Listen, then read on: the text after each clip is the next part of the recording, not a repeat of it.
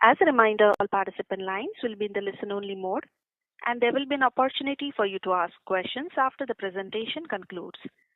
Should you need assistance during the conference call, please signal an operator by pressing star then 0 on your touchtone phone. Please note that this conference is being recorded. I now hand the conference over to Mr. Abhishek Agarwal, Head of Investor Relations from Swiggy Limited. Thank you, and over to you. Thank you, operator. Hello everyone, and welcome to the second quarter FY2025 earnings call for Swiggy, our first ever after we recently went public. Our financial results and shareholders letter have been published on the exchanges, and the information pack has been placed in the investor relations section of our website, www.swiggy.com/corporate. We would like to inform you that management may make certain comments on this call that one could deem forward-looking statements. Specifically, any financial guidance and pro forma information that we will provide on this call are management estimates based on certain assumptions and have not been subjected to any audit, review, or examination procedures. Swiggy does not guarantee these statements and is not obliged to update them at any time. Joining me on the call today are Sriharsha Majety, our MD and Group CEO, Rahul Bothra, our CFO, Rohit Kapoor, the CEO of Food Marketplace, and Amitesh Jha, the CEO of Instamart. Over to you, Harsha. Thanks, Abhishek. Good evening and warm welcome to everyone. We're excited to join the ranks of listed companies after a decade's journey of growth and consumer love. I'm sure since this is our first call, there'll be lots of questions, not just on the quarter gone by, but maybe also on our journey until here. We have our business leaders on the call today to answer your queries on our performance, and our IR team will be available post the call for more details. I invite Rahul to kick off today's event with some key highlights for Q2, and then we can straight away get into the Q&A. Okay, thanks, Harsha. So, folks, the key highlights for the quarter gone by. Our B2C GOV clocked a little over 11,300 crores, which was up 11% on a sequential basis. This was our second straight quarter of 11% sequential quarterly growth. On a YoY basis, our growth accelerated to 30% as the business mix also continued towards a shift on the quick commerce side. We saw strong MTU growth with our platform MTUs going up by 18% to 17.1 million users. And our consolidated adjusted EBITDA loss shrunk by 30% to 341 crores in the B2C GOV, in the B2C business. The food delivery GOV grew by 5.6% on a quarterly basis. After having achieved profitability last year in this business, margins continue to ramp up to 1.6%, and we have doubled our adjusted EBITDA on a quarterly basis. Our quick commerce GOV also grew at 24% on a sequential quarterly basis, driven by a 21% volume growth. Our orders per day per store also grew by 10% on a quarterly basis, and we added close to 52 stores during the quarter. Despite continued investments amidst significant competitive intensity, our CM margins improved from negative 3.2% to negative 1.9% in quarter 2. With this brief introduction, let's start the question and answer session. Over to you, operator. Thank you very much. We will now begin the question and answer session. Anyone who wishes to ask a question may press star and 1 on their touchtone telephone. If you wish to remove yourself from the question queue, you may press star and 2. Participants connected on webcast are requested to dial the conference dial-in number, enter the passcode and PIN. Once connected, you may press star and 1 to join the question queue. Participants are requested to use handsets while asking a question. Ladies and gentlemen, we will wait for a moment while the question queue assembles.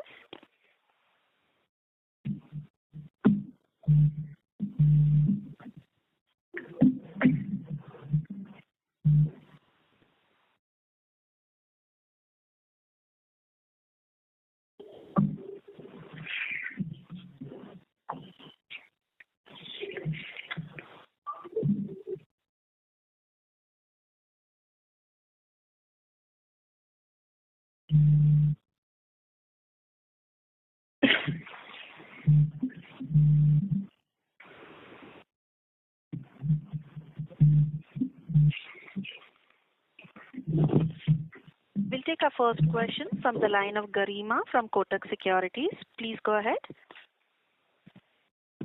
Yeah, hi.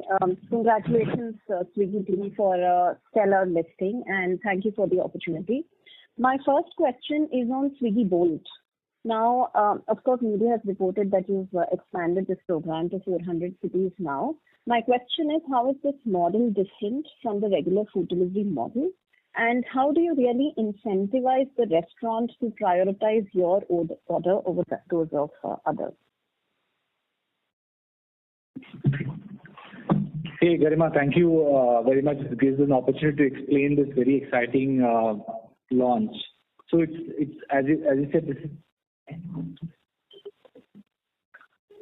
So the model works on two simple premises. One is that this is serves restricted last miles. So just for example, it serves roughly anything within up to 2 kilometers, right?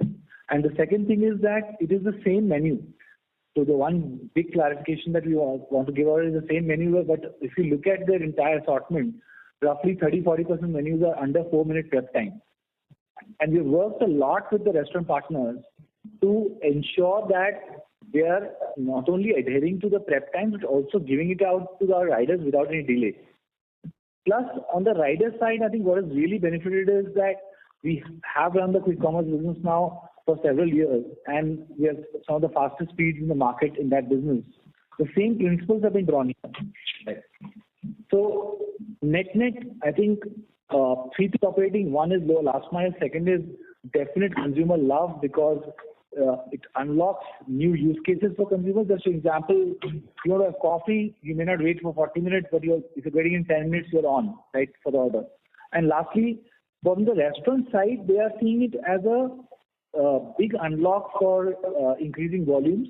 So they are coming forward and not just participating, but sitting down with us and problem solving on what kind of menus, what kind of offerings, how do we get to us faster. So all this has happened in the last 45 days of launch. This was also one of the fastest to launch businesses we did, like from concept to launch it went in 30 days. And it hit a scale of 5% of our order volume within 8 weeks.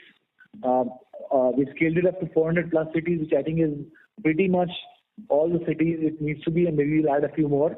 And I think we're very optimistic about the potential it holds for not just this offering, but the future of food delivery itself.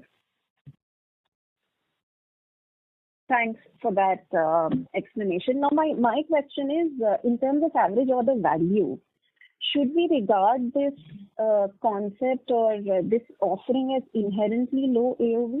Because, you are just catering to the very quick need that a customer has, which may be largely unplanned.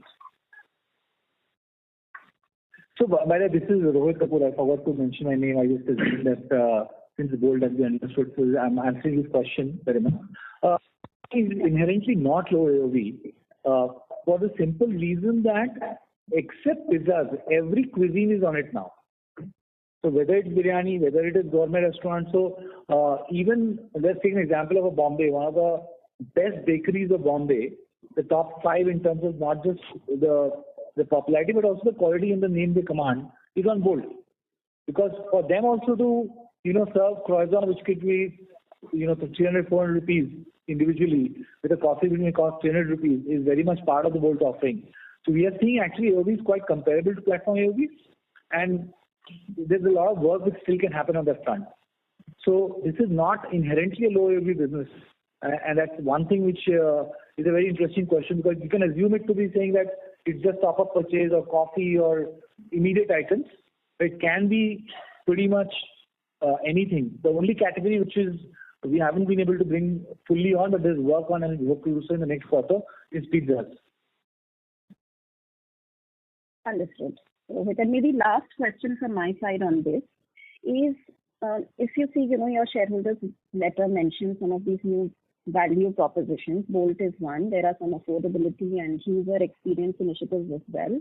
What do you think is going to be the impact of all of these new initiatives on the growth of the food delivery business? See, if you look, Rohit, again answering this question, if you look at growth can happen in this business from 3 or 4 different vectors. One is geographic, right? That you simply go into new cities. We believe that we are close to, in the food business, we are close to now operating in the number of cities we need to operate. Because anything beyond that is actually a vanity metric where we can expand out of 50 cities or 100 cities. There's not much business to be had there. So that vector is sort of not what we are betting on. The second is what we think is definitely a lot more emphasis on existing cities where migrant population, new colonies are coming up. Just to give an example, we are quite clear, it's becoming quite increasingly clear that places like NCR, Bangalore, you take the top 50 cities, it's not just the core of the city. Today, if you come to Bangalore and you go to Devanhalli, or you go to outskirts, probably it looks like you drive all the way to Hosur and still looks like Bangalore all the way through. If you are in NCR, you're driving towards Jaipur, like it used to end at Manesar, you can go all the way up to Rewari, and it feels like you're still in Gurgaon, right? So, I think the what we call the new growth areas, that's one. And there, the kind of consumers who are coming in also are looking for affordability, and rentals are going up in core cities. So you see that there's a lot of new people who come to the city for employment or work, actually go and stay in the peripheral cities. And that's where the affordability initiatives become very important. Unlocking new use cases daily, big use case for corporates, lunches. Speed by Bolt by itself transfers a lot of orders which would have come from either sometimes going down to a canteen or your own kitchen can be unlocked because the Bolt exists. Right? And the interesting part is that now we have seen this in quick commerce as well, that we assume that 10-minute or fast quick delivery will only unlock a certain kind of order assortment. That's not true. In quick commerce, you started with assuming this will be Coke, chips, and things like that. But today, you are buying headphones, you are buying pretty much a wide range of items, cosmetics, and same is true of food delivery. Consumers just love things faster. It doesn't matter, what the cuisine is. So, I think Bolt is a big bet here. If you look at user experience, I think that's something we have always prided ourselves on in terms of the UI UX of the app, and we continue to believe that there's a lot of headroom for us to keep improving that, whether it's eat list, whether it is new features that you see, the clear product evolution on the bulk delivery side. It's not just the vehicle, fundamentally the core product and the restaurant experience on bulk delivery has changed in October. Bunch of work on the restaurant partner side, self-serve, advertising at scale. I think if you just look at our advertising revenues and what's happening there, I think it's a very exciting story. So overall, we believe all this is bringing through definitely GOV growth, which is in line with what we have been sort of forecasting, revenue growth, which is faster, and profitability unlock, which is actually much faster. So that's the overall framework we are trying to operate growth with rising profitability in the food business. Got it. Rohit, thank you so much. I will come back in the queue. Thank you. We'll take our next question from the line of Sudhir Guntupalli from Kotak Mahindra AMC. Please go ahead. Hi, Harsha and team. Congrats on a good IPO and also good set of numbers. Few questions from my end. Firstly, on food delivery, you're guiding for outpacing the category growth. Given there are only two players in the category, what gives you confidence now that you will be able to grow faster than competition? Look, I think we are guiding towards category growth and faster because numbers are out for both the companies, and you can see what happened last quarter, right? I think it is very hard to say, right? And I won't bet my, saying this will be continued, this will be this way or that way. But frankly, what we are bullish about is the pace of innovation in food delivery, the number of new launches we are doing, the kind of work happening in the company, the kind of success we are seeing with the new initiatives. All that definitely gives us confidence on two things. One is our ability to think through new unlocks for the category itself. Because and it's not a two-player market. We have never agreed to that definition of a two-player market because, frankly, we compete with everyone. We compete with people who go out and eat. We compete with, all kinds of options which people have to eat. So I think it's not our definition of the market. And in the world where we see as a food services market, we definitely see online delivery outpacing that. That's there in data. And the set of initiatives that we launched in the last quarter and what we have in the pipeline gives us some confidence to say that we have a realistic chance of growing in line with what our predictions are and hopefully outpacing them as we in the future quarters. Hi, Sudhir. Harsha here. In addition, I think I also would like to emphasize that if you look at our trajectory over the last 2 years, I think we've also been able to get a lot of progress on the overall contribution and the indirect cost that has given us operating leverage. And overall, with a lot of that work behind us, it also means that there's a disproportionate amount of management bandwidth going on the growth agenda versus we've been able to in the past. It is intangible, but I did think it was important to mention. It has a huge impact on how our mind share and how we spend time, energy, resources on the growth agenda. Fair enough, Harsha. And we are guiding for 4 million square feet of dark store area by March 25. That's almost doubling our dark store capacity in, let's say, 4 to 6 months, maybe assuming you are calling it out from September. So what gives you confidence on the pace of addition, number one, and also the demand uptake at, let's say, 2x our current capacity? Hi, Sudhir. So, yes, we have mentioned that we're going to be close to doubling the store count while increasing even the footprint size the average store size by 30%. The average store size by 30% is largely also because we did have smaller stores to begin with in the past, and to be able to meet the growing demands of assortment, it was important for us to do this, and that's the transformation that's underway. As for doubling the stores itself, I think, as you can see in our Q2 results, we've seen some strong order volume growth. And we do believe that from an overall penetration standpoint, I think we're still relatively early in the overall game. With that, coupled with, let's say, increased competitive intensity, I think we may see some acceleration in overall category growth versus originally planned, and that's kind of why you see us going aggressively behind store expansion in the forecast we've given. Sure, Harsha. And just one last question. I think great to see it looks like on Instamart side there is some market share gain, especially on the NPU front. A quick clarification based on the internal metrics that you may be tracking. What is our order market share in quick commerce category right now? And what might be our market positioning by number of orders? Are we second or third? Yeah, so honestly, we don't have that data. So hi, Rahul here. And we do believe that, we are guiding for a certain growth in the category. We are seeing acceleration of that growth. And I think market, we have seen also some bit of heightened competitive activity from both existing and new players. So it's hard to, peg down a certain market share number. It also changes during the day and the week and the month. And I think we are well poised from the expansion, ambition that we have laid out, that we are going for category beating growth here. Got it, Rahul and Harsha. Thank you so much. All the very best. Thank you. We'll take our next question from the line of Ankur Rudra from JP Morgan. Please go ahead. Hi, thank you. Congratulations on the listing and a strong quarter, and good to see the growth pick up across both the core businesses. Maybe on the Bolt initiative, just if I could, focus on that a bit more again. How is this impacting consumer behavior, this launch? Because it's a clear innovation that we've seen for the first time in the last 10 years of food delivery in India. Is this creating new demand, or at the moment, are you just seeing existing demand, what was probably lower order value shift to this? And if you can give us some color in terms of, I think you gave us some color in terms of average order value, but also in terms of how the unit economics will work here versus the core food delivery offering. Okay, Rohit here, I'll take that question.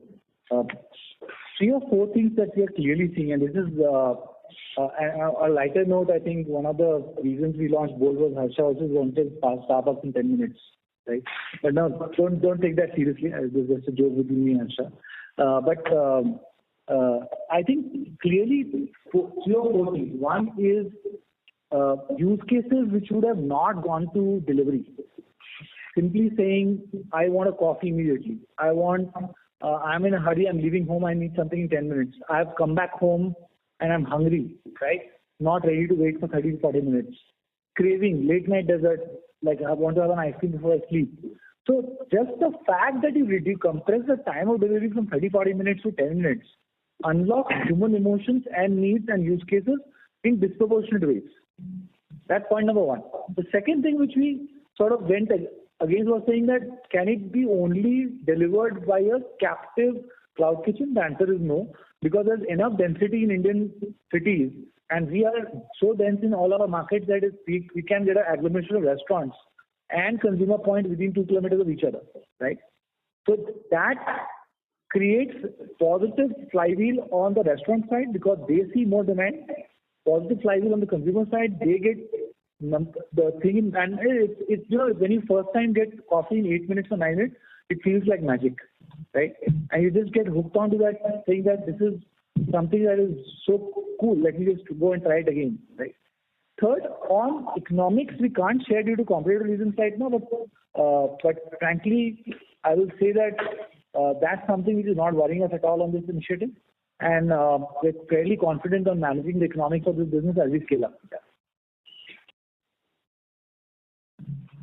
Thank you. Just one clarification on Bolt. You mentioned in the prepared remarks that it's grown to 5% of the volume in the 8 to 10 weeks of launch. Is this adjusted for the locations where it's launched, or is it increased to 5% of overall volume? This is platform. Overall platform. Overall food platform, right? Yeah, it isn't adjusted. Yes, food platform, correct. Okay. No, that's okay. That's great. And it's creating significant impact then. Okay, fair enough. Super. Just maybe a quick question on quick commerce too. You've highlighted there is incremental competition, a heightened competition, and you're clearly upping your dark store targets, sort of doubling over the course of the year, and from here also doubling the footprint. How has the competition impacted your growth plans more recently, and what does the doubling of the footprint over the next 6 odd months impact medium-term profitability? Hi, Ankur. Harsha here. At a high level, I think what happens when obviously there is increased competition is there is typically stress on a few line items. Of course, I think marketing spend, there is bound to be some stress. I think like there is continuous store expansion in various cities that happens. And there's also like incremental, small increases even in, let's say, pricing that do come up for play. Now, as you rightly pointed out, we actually are, from a point of where we are today, we're going to add a significant number of stores in the next 4 months. And our guidance, as we have given even in our letters, is that we're gunning for overall CM0 of Instamart to be hit by OND of 25. So the reason why we believe that is, in the short term, we will need to modulate our investments to stay competitive. We have our eyes on the prize, that is the $30 to $50 billion market that we're all playing in 3-4 year time frame. And we will need to be competitive and be dynamic, in the landscape to be able to ensure that we have a good journey to a long-term sustainable business. As for that journey itself, as we play this whole competitive intensity and market out, there are still, however, things that are in our control. And some of them will be like, let's say, the AMV, which we have talked about. As we increase our assortment on the Instamart platform, we do expect the AMV to go up from where it is.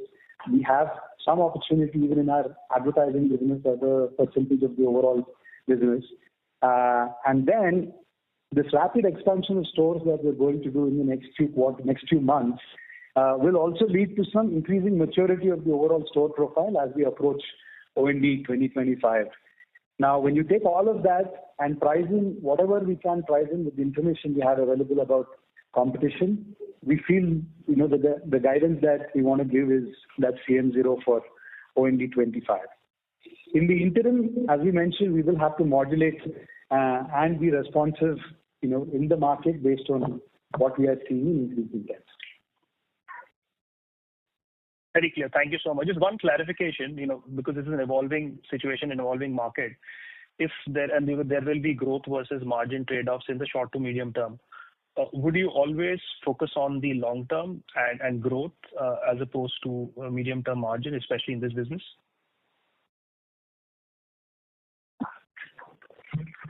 I think, like with all things, we have to constantly keep our eyes on the long term, Ankur. in today's market, we will have to be dynamic and react to make sure that we don't become less competitive beyond the point, like in the short term, but we firmly have our eyes at the same time on the things that we can do to differentiate in the medium long term. Spoken about it in the past. We want to make a big push on assortment to do a great job over there to create some meaningful differentiation. In addition, you've also seen us start experimenting with categories like pharma, where we are getting consumer feedback and we want to learn more and see what we can do. So the answer is firmly have our eyes on the price for the long term and modulate in the short term basis, intensity that we see. Understood. Thank you and best of luck. Thank you. We'll take our next question from the line of Samarth Patel from Equirus Securities. Please go ahead. Thank you so much for providing me the opportunity and I'm sorry. Just a moment, please.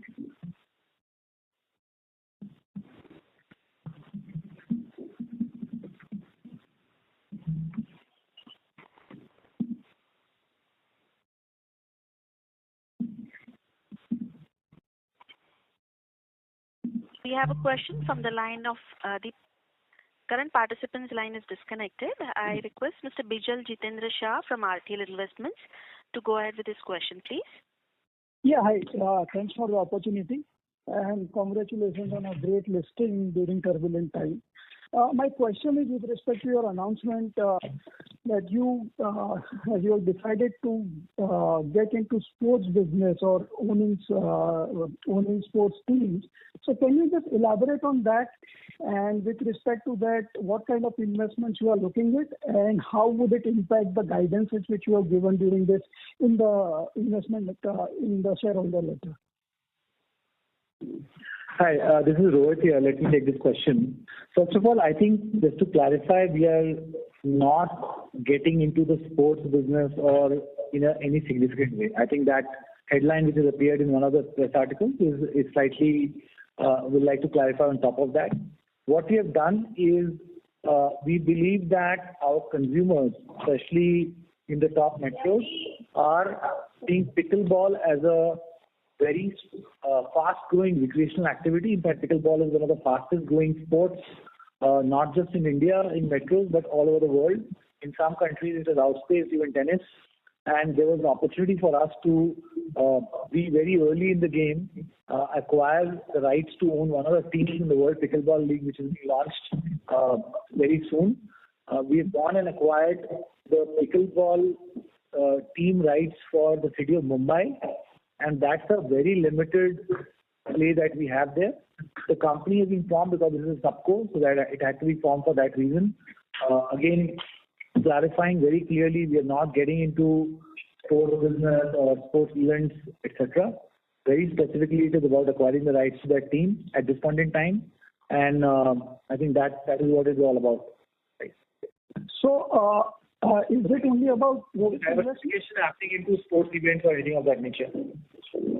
Yeah, so it will be, can you confirm it will be limited to this single investment, or you would be exploring more things going forward? As of now, it might be one investment, but later on.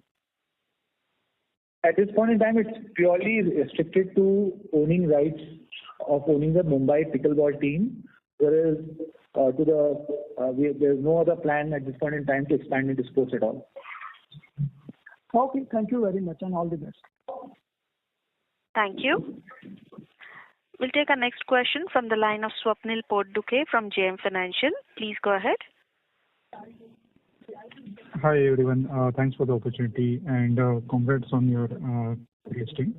I had 2 or 3 questions, starting with food delivery first. What in this quarter, what I noticed is that your take rates have come off on a quarter-on-quarter basis, and that's about 30-40 basis points of decline.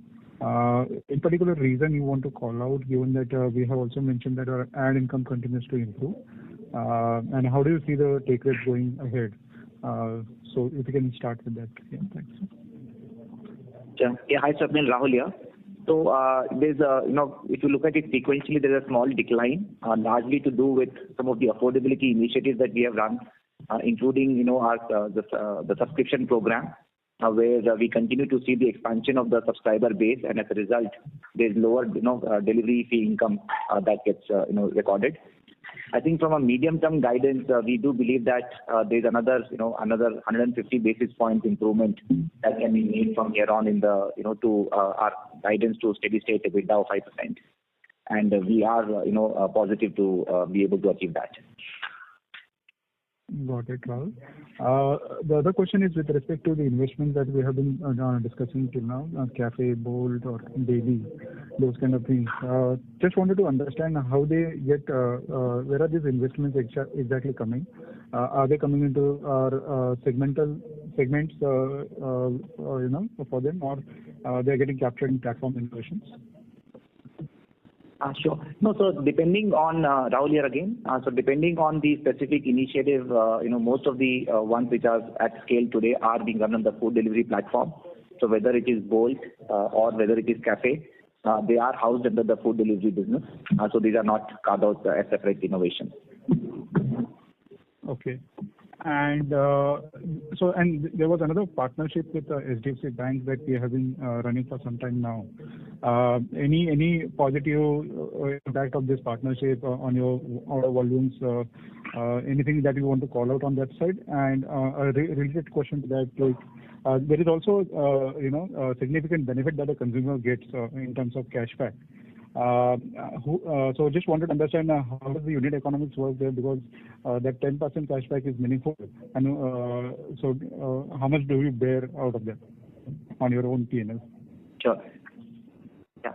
So Swapnil, so the co-branded card that we run along with HDFC Bank is one of the marquee co-branded credit cards out there in the market today. It has significant benefits that consumers get access to across the Swiggy platform. As you know, we have a single app, and across the services, consumers get a 10% cashback on the spending across the platform.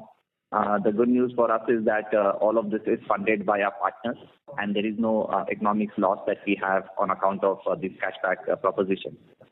So this is a very, very strong program, and we are very happy with the initial take-up that this program has given us. Anything you would like to call out on in terms of percentage volumes coming from this card, or number of users, something like that? No, specifically we won't be able to share any specifics around this due to being competitively sensitive.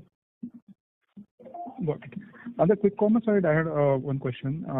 So obviously your contribution margins have improved meaningfully, partly due to ad income, and then you would have also got some operating leverage, right, on the dark store level. But one thing that I'm not able to reconcile is there have been meaningful increases in your supply chain business. If I were to look at from a Q-on-Q basis or a Y-on-Y basis, the losses in those businesses have increased meaningfully, whereas your top line continues to grow. And my understanding was like there would be some operating leverage in that business, given that initial investments we are done with. So just wanted to see if is there any overlap between your Instamart business and the supply chain business in terms of cost as well as revenue, and how should we read? I mean, how should we read that?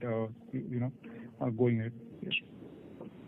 Sure, Swapnil. So thanks for the question again. So on the supply chain and distribution business, as we have mentioned in our letter, it is a B2B business where we are delivering to wholesalers, retailers, and kiranas, including housing of the Link business that we acquired last year, which is into urban distribution, technology-led urban distribution for the FMCG companies. So here, most of our near-term effort has been in expanding the overall capacities by introducing warehousing as well as logistics services. And that investment has been made, and we do believe that sequentially from here on we will see continued improvement in the profitability trajectory for that business segment. So most of the near-term investment are behind us, and sequentially we should see an improvement in this business going forward.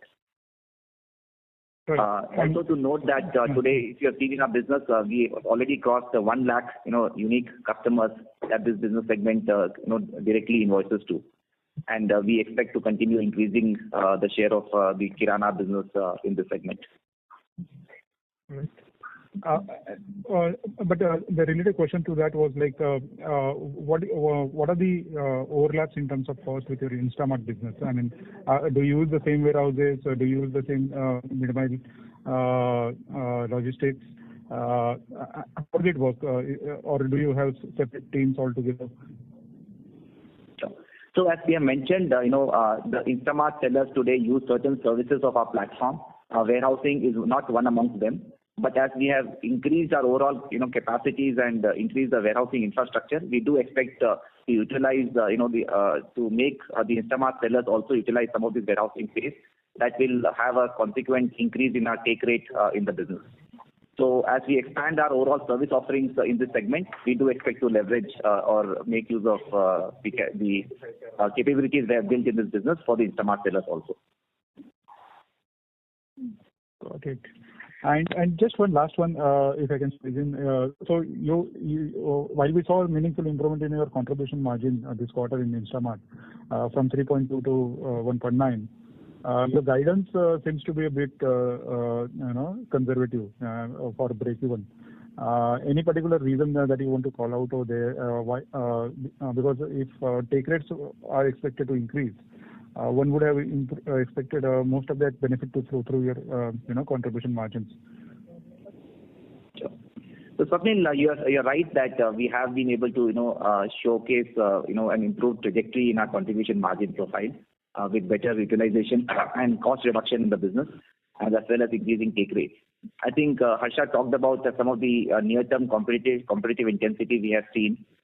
We are also expanding significantly our dark store infrastructure network in the near term. And so all of that is factored in our overall guidance of a CM break-even by in another, say, 4 quarters or the December quarter of 2025. Got it. Rahul, thanks a lot for taking my questions, and all the best. Thank you. We'll take our next question from the line of Vivek M. from Jefferies India. Please go ahead. Hi, good evening, team. Couple of questions. The first question is on the, so your food delivery business, I know, still is at an early stage, but you are a sizable player with sizable GOVs. What is the trend that you are seeing on the ground? Because, a lot of consumer companies are talking about slowdown. The quick service restaurant industry has been reeling under pressure with the SSS number negative. What is, if you can just talk about how the landscape is on the consumption side, that will be very useful. Hi, this is Rohit here.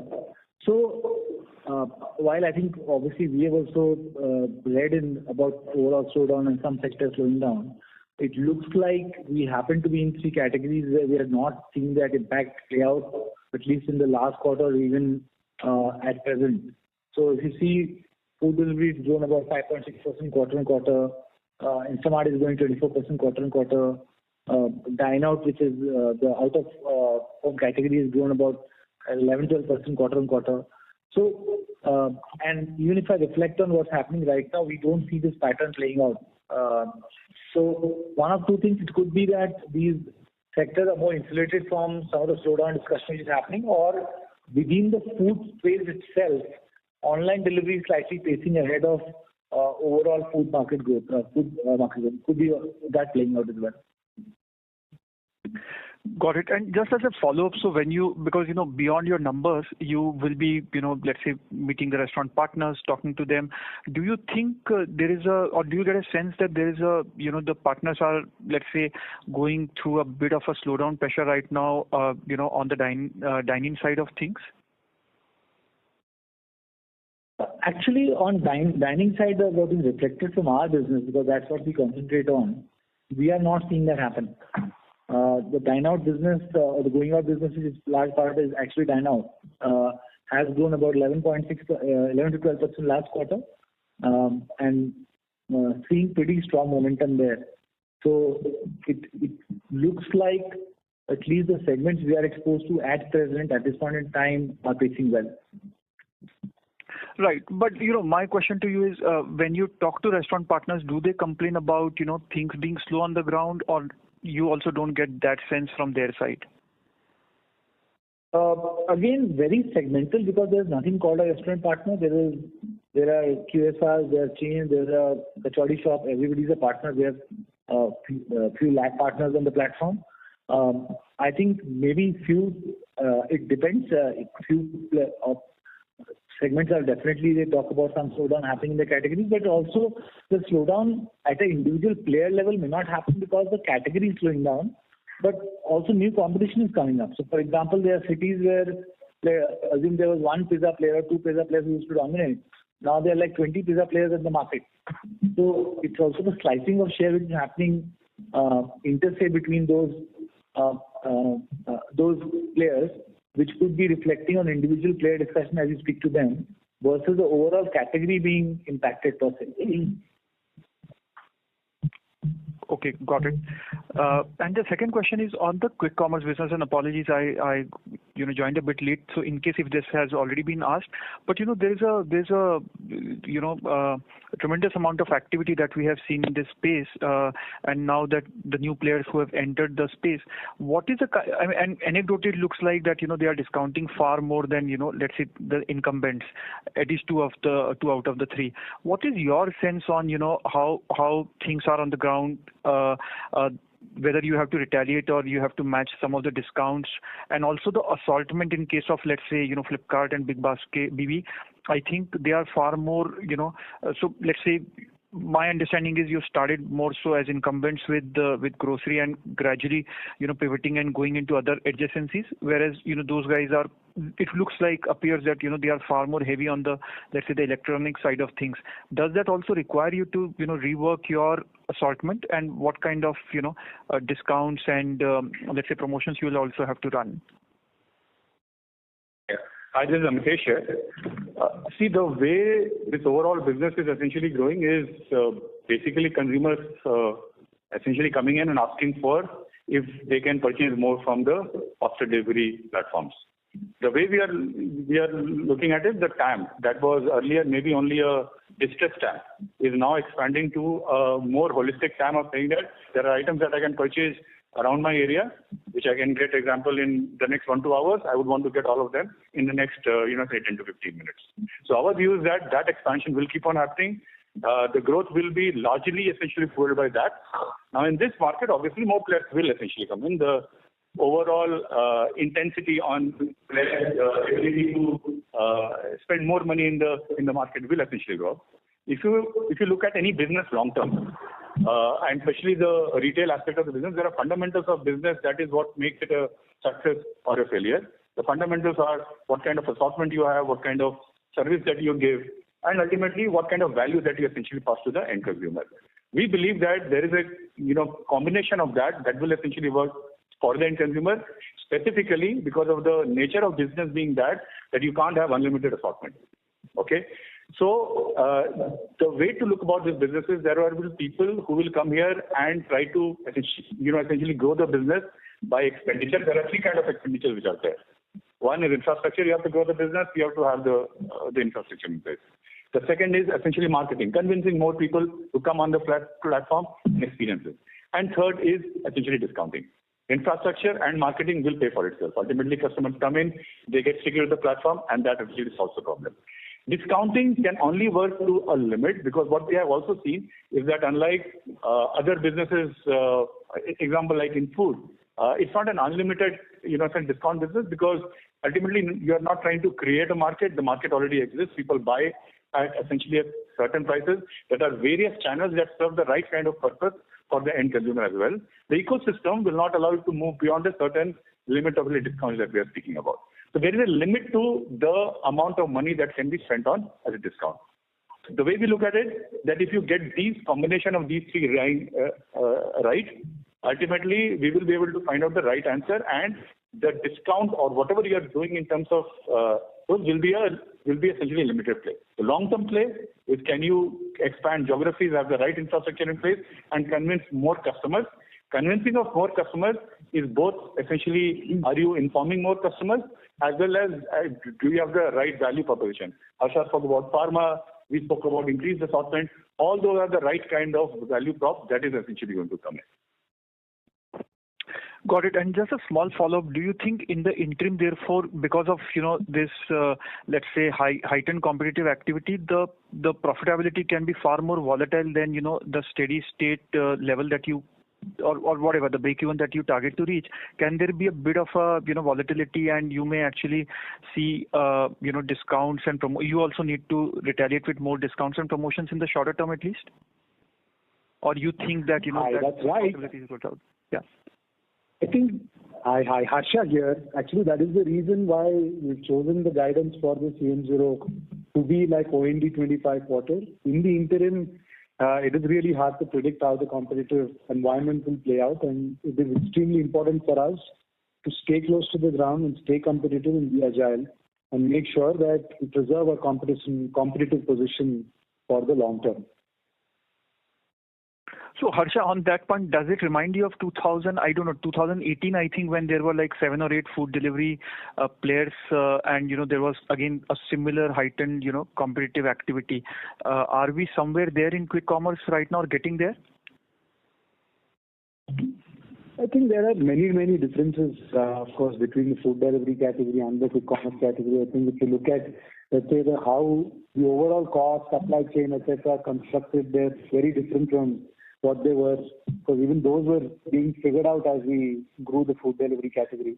I think there were 3-4 players even then. So to that extent, it does feel similar, but the businesses are very different. And for the stage that we are in, that was year 4, year 5 of food delivery, I think this is year 4. Overall, I feel like it's a lot better constructed than food delivery, but beyond that, these are different businesses with different modes and differentiation factors altogether. So the differences end there. The similarities end there, but there are just 3-4 players, and competition will be here for a bit. And Vivek, just to add, this is Abhishek. Obviously, food delivery, a lot of the investments in terms of the competitive pressures that were there in the early times of food delivery were because the category creation in itself implied that people had to be gotten into the habit of ordering in food. Whereas the need state for this on the quick commerce side already exists. You don't have to create that market. So that is a fundamental difference between the two, and hence slightly different. Interesting. Thank you very much. Wishing you all the best, team. Thank you. We'll take our next question from the line of Abhishek Banerjee from ICICI Securities. Please go ahead. Hey, hi, Allah. Congratulations on a great set of numbers. So I have a couple of questions, but before I get to those, just to clarify a point that was raised previously. So with regards to the warehousing that you are saying that your supply chain business will do for your sellers on your network. So as of now, you are not earning that revenue either, right? So it's not like so basically you are missing out on some revenue because your sellers are warehousing outside. Is that understanding correct? Hi, Abhishek. Rahul here. Yes, that's correct. So as I said, as we have expanded our overall supply chain infrastructure investment, we do expect to leverage this capability to also be able to provide this service to our Instamart sellers, which will help us to increase our Super. So obviously that rules out any question of inflation of margins. So now just to come to the point of the take rates going up, which you have spoken about, from 15% to about 20-22%. So what do you think will be the primary lever for this take rate expansion?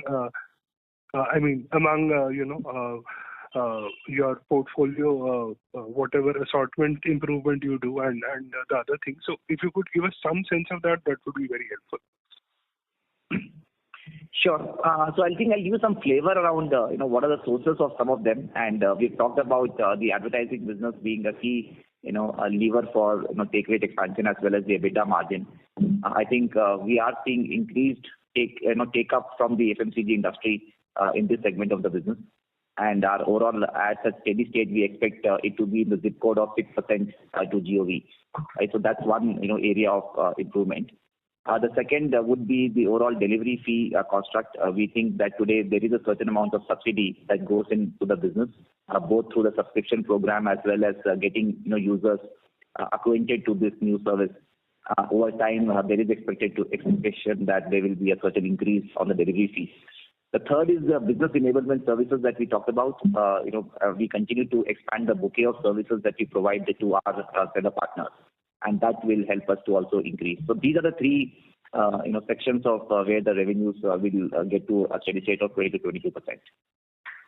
Understood. That's very helpful. Now, if I look at your orders per day per dark store metric, that has gone up very sharply over the last one quarter. Now, obviously, the first thought process was efficiency improvement. But in the shareholder letter, we also read that you have been increasing the size of some of your existing dark stores. So, would it be possible to give a sense as to, how much is for the efficiency improvement, and do you also track a metric like orders per day per square feet? And so that will give us some clarity on that aspect. So Abhishek, I think it's too early for us to start, measuring that as a KPI, considering the fact that we are in a growth investment phase. I think some of these numbers will also have denominator impacts with the pace of expansion. So I think we are seeing very good, take-ups. I think if you look at some of the mature stores, which do anywhere between 2,000 to 3,000 orders per day, right? So that's like a good indication of what the overall, sustainable GOV per square feet will be in this business. So we are seeing, and therefore as a KPI to be, start reporting that may likely be tricky in the near term. But over the medium to long term, you should start factoring more closer to like a 2,000 orders per day per store to be the steady state guidance for this business. Understood. That is again very helpful. Now, if I were to try to understand the assortment piece. Now, you're still trading a little bit on the average order values for the quick commerce business. And what are your thoughts on expanding this from here on? And I would really love to hear some of Amitesh's thoughts on the assortment part, given he has also done this in great detail in one of your competitors. Yeah. See, again, the way we look at it is that consumers have monthly purchase requirements. That purchase requirements obviously has the biggest element of groceries, and then obviously there are other categories in place. So the way to think about it is that how deeply penetrated you can be in their monthly purchase basket, and that is how every e-com company in the world also looks at. The way to, and how does that really translate to the way we do business is in terms of what assortment you have in those specific essentially categories. In India, obviously, grocery really dominates in terms of the monthly baskets as well. And increased assortment in the grocery basket is also a very, very important aspect, because that allows for the kind of choices that makes a heavier basket in general. When you compare it with offline, where the number of units per order are higher, a part of that is also driven by some of the level of choices that they are looking at a micro market level. Non-grocery, one of the bigger movers is always that when you increase the assortment of that, the higher AMV essentially comes in place, which is the case of small home appliances, electronics. All those items are the pieces that generally move towards a higher AMV, as well as the rupee gross margin that you earn on all of these items are also higher. Okay, so if you look from the perspective of a consumer, there is a specific basket that the consumer has to offer that constitute multiple level of AMVs, and that AMVs have essentially different level of essentially rupee gross margin that they can give. Ability to get into all those AMVs that have higher rupee gross margin will be the key to success, and which is where the market is also moving towards. The other thing that we are also doing, Harsha spoke about that, is that we are also looking at other categories like pharma that generally has a good use case in the sense that they are more repetitive, and it also gives a very high recall value as well, because it is one of the things that you essentially need. The idea being that, again, I will come back to my whole view of there is an offline market around you. It moves from a hardware store to a pharma to an FMCG store. The idea being that in the assortment that you have, can you essentially cover all of them or not? And when you cover all of them, AMV increases and the rupee gross margin also increases per order. Got it. So just I to follow request you up. to join back the queue, please, as we have other participants waiting for their turn. Okay, perfect. Thanks. Thank you.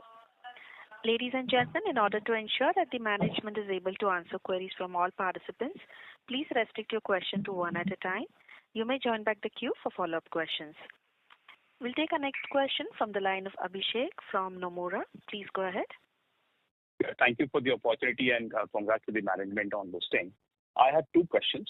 First one, on the food side, you explained multiple times that innovations are, one of the pillars for your sustained growth and maybe a market share gains. Could you explain, how sticky are the benefits of, innovations like Bolt? And if you can talk about some past experiences, how they helped you in terms of gain of MTUs. For example, in this quarter, you have seen 5% increase in MTUs sequentially. But what prevents, the other listed company from, coming up with a similar product? So, look, on Bolt, frankly, can't comment on the other listed company and what their plans are or could be. That's not my remit. This is Rohit here. I feel that this is a very hard to execute product, as in launch, because it is not coming from a single store. Even that was hard to execute and now scaling up. It's coming from a set of partners who are used to operating in a certain way. There is all the complexity of urban and metro India operating here. There is the complexity of 10-minute promise to the consumer being executed. There is some past launches which have not worked in the category before. I think in light of all that, the complexity itself is a sort of a time mode by itself. Now, who does it when? Very hard to comment. The consumer love is clear, and it's an extension of what we are seeing across India, where category after category, including food, consumers are voting with their feet and wallets, saying, if you deliver to us great quality at speed, and speed is defined now almost 10 minutes has become sort of a benchmark.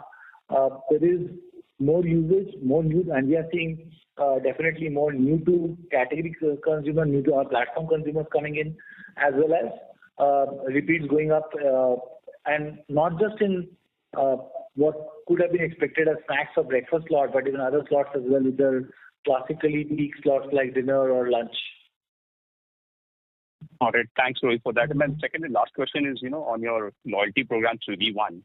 If you could share some May I request you to join back the queue, please, as we have other participants waiting. Thank you. We'll take our next question from the line of Aditya Soman from CLSA. Please go ahead. Hi, good evening. So a quick question from me. So on one of your competitors, Zepto, they also obviously have a cafe business within quick commerce. Now, is there sort of an imminent plan to sort of have something along those lines within quick commerce? And do you see that as a business that will allow for higher AOVs and profitability or not? Yeah, this is Rohit here. I'll take that question. Right now, if you look at one of the options we have is Swiggy Daily and Swiggy Cafe, which caters to a certain use case. And also, I think, frankly, we see that as a complementary to the Bolt offering itself, where similar services are available to the customer. I think what we are concentrating on two things. One, on Swiggy Daily and Cafe, we're working with our partners to get the pot configurations right, get the economics right, and it looks like they're shaping in the right direction. Same on Bolt. I think we have scaled up to 400 cities, so it's not, we can light up the 10-minute delivery in 400 cities now. I don't think there's any other player in the market which is even there in more than 5 or 10 cities with that, or maybe 15. That's the range you're talking about. We're already in 400 cities. I think that's a mountain to climb for anybody who wants to come in, and a little bit of a more time mode for its sure. Now, with the back end in place, with cafe and deli, the choice of lighting it up in food or Instamart remains with us. And that we'll see over time what makes more sense to do and what the consumer is looking for. So I do think the whole architecture is in place for us to circle your 10-minute food delivery ecosystem from multiple angles. And that's what we've been building. Totally understandable. Thanks for that clarity. And just Aditya, I request you to join back the queue, please, as we have other participants waiting. Yeah, no problem. Thank you. We'll take our next question from the line of Gaurav Malhotra from Axis. Please go ahead. Yeah, hi. Thank you for the opportunity. Just one question on the dark store size and delivery times. Now, you mentioned in the prepared remarks that, there are also large size dark stores of almost 10,000 square feet where maybe the assortment size number is more and possibly the delivery times could be longer. Now, obviously no one really needs anything in 10-15 minutes, but that's where the business has shifted, whether it's food or it's quick commerce. So then aren't we sort of moving away from that construct? So yeah, just thoughts on that, please. Hi, I think what we're trying to do, Gaurav. Hi, Gaurav. So I think if you look at, let's say, what is clear, it is clear that consumers want more selection. It is also clear that we can't have an infinite selection in 10 minutes. And I think it will mean that we'll have to keep adding selection at the right density and the right speed levels to be able to meet customer needs as well as build a viable business over here. Of course, I think consumers would love it if they could get hundreds of thousands of items in 10 minutes. I think in the operating model that we all have in the quick commerce category today, that paradigm allows us to get like close to 15,000-20,000 items at best in 10 minutes. And if you want to go higher than that, then you will have to take a small trade-off on overall density and therefore the speed. So the assortment that will be extended from, let's say, the 10K pods will be at a higher delivery time than the 10 minutes. It could be 10 to 30 minutes. And we do this seamlessly through what we call a split cart feature that we have, where for a consumer we abstract out the complexity and allow them to add the items that they want, and they come in 2 deliveries. Thank you so much. Thank you. We'll take our next question from the line of Prateek Maheshwari from HSBC. Please go ahead. Hi guys, thank you for taking my question. So since the time of the DRHP, if you look at the city expansion for the quick commerce business, I think it was mentioned earlier 43, and this time it's 43 cities that you guys are. And we had the understanding that probably you guys would have reached the number of cities that you wanted and would now expand your already spended cost in terms of other infra, right? And expand it to other dark stores. So just wanted to understand if you guys have reached somewhere on the optimal number of cities and now you guys will spread those investments, or we could probably see further addition of cities as well.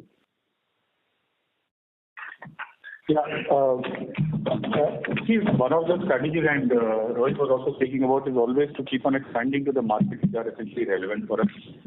So with that context, we'll keep on expanding. That expansion means deeper into the cities that we essentially have, and also going into cities where we see clearer opportunities exist. We look at a target of around 75 cities for our growth, which is something that we believe is the market very clear and essentially present. Obviously, we'll keep our ears close to the ground. We'll try to understand how the markets are behaving. There have been cities that we have entered where the orders per day has reached half of what we thought it will do in essentially 3 months within essentially 2 weeks. So from that perspective, I think there are a lot of places where we will get essentially surprised. So the way to think about it, there is a plan in place, but we will keep our ears close to the ground, see what is happening, and then move forward according to that. And Amitesh, could you also comment in these new cities that you have entered and been surprised? Is there the mix of GMV different than you would have thought earlier, or maybe it's different from the top 8 cities that you guys would have already expanded a lot in. Could you also comment on that? Yeah, I can't go into specifics, but at a very high level, the customer, the way they are responding to the platform is actually quite similar across the board. It generally depends on the segment of the consumer rather than the city. Okay. And in terms of, again... I request you to join back the queue, please, as we have other participants waiting. Okay, thank you. Thank you. Ladies and gentlemen, due to time constraints, we'll take our last question from the line of Tejas Shah from Avendus Spark Institutional Equities. Please go ahead. Hi, team. Thanks for the opportunity. Congrats on a good listing. Just one question pertaining to quick commerce. The nature of the recent fundraise by the competitors suggests that perhaps the quick commerce model is gradually opening up or gravitating towards inventory ownership model. So first of all, how do you assess the shift, and how do you perceive threats and opportunities in this model, if at all, if we have to participate? Okay, hi, Rahul here. So I think the business model is well established, which is an inventory light model. It's a low on investment model. I think while there is the opportunity to do an inventory led model, at least we don't believe the economics of it justifies for us to be able to invest in that business expansion. So for now, the model is well established. We see a pretty good benefits not only on the numerator but also on the denominator savings coming through the current marketplace model. Perfect. Very clear. Thanks and all the best. Thank you. Ladies and gentlemen, that was the last question for today. On behalf of Swiggy Limited, that concludes this conference. Thank you for joining us, and you may now disconnect your lines.